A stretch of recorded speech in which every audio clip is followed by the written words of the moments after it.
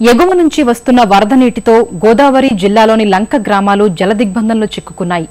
గోదావరి వరద నీటి ప్రభావం ప్రధానంగా తూర్పు గోదావరి జిల్లాలోని 13 మండలాలతో పాటు పశ్చిమ గోదావరి జిల్లాలోని ఆచంట, యలమంచలి మండలాలపై అధికంగా పడింది.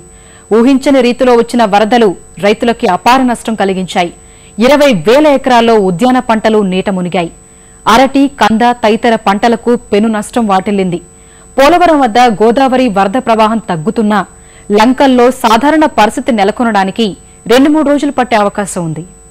ఎగువ రాష్ట్రాల్లో కురిసిన వర్షాలకు ముంచెత్తిన వరదలతో ఉభయ గోదావరి జిల్లాలోని పలు మండలాలు జలదిగ్బంధమయ్యాయి. గోదావరి వరద తూర్పు గోదావరి జిల్లాలోని కోనసీమలో 16 మండలాలపై ప్రభావం చూపింది. సుమారు ఇక్కడ 7,000 ఎకరాల విస్తీర్ణంలోని లంక భూముల్లోని పంటలు ముంపు బారిన పడి రైతులు నష్టపోయారు. అరటి, మునగ, తమలపాకు తదితర పంటలు వరద నీటిలో మునిగిపోగా వేలాది ఎకరాల్లోని కూరగాయలు, పాదుకూరలు ముంపు బారిన పడ్డాయి. దీంతో రైతులు కన్నీరు మున్నీరవుతున్నారు.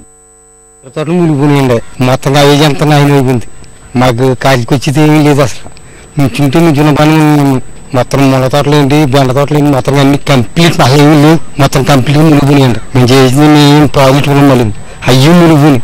10,000 పెట్టుబడి ఎట్టామంటే మందు ఎట్టాం, అన్ని చేసాం.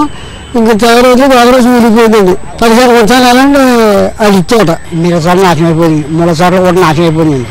ఇంకేం చేయం, ఆదాయం దూరం వేసలేదండి. మా చిన్న కూలి లేదండి. ఇంకా ఇలా ఎమ్మెల్యేలు 10 ఉన్నామండి. ఇంకా చాలా ఉంటాయండి బాబా. మిగతా తోటలు, ముళ్ళ తోటలు, అంటి తోటలు అన్ని నాశనం అయిపోయినాయండి. పశ్చిమ గోదావరి జిల్లాలోని 4 మండలాల్లో వరదలు పంట నష్టం కలుగజేశాయి. వరద తాకిడికి కొబ్బరి, అరటి రైతులు తీవ్రంగా నష్టపోయారు.